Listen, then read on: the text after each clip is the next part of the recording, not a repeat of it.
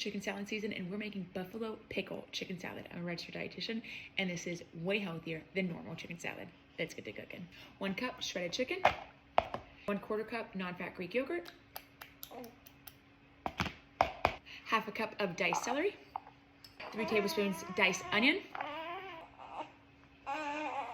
3 tablespoons diced pickles, and 1/4 cup of dill pickle buffalo sauce that is from Cleveland Kitchen. You could also just use, of course, buffalo sauce and some pickle juice, but this is so stinking good. If you haven't tried it, highly recommend. You might need to give him to his dad.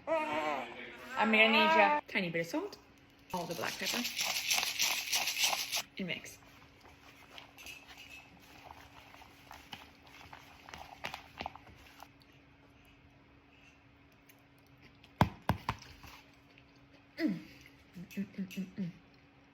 That is seriously one of my favorite ways to make chicken salad.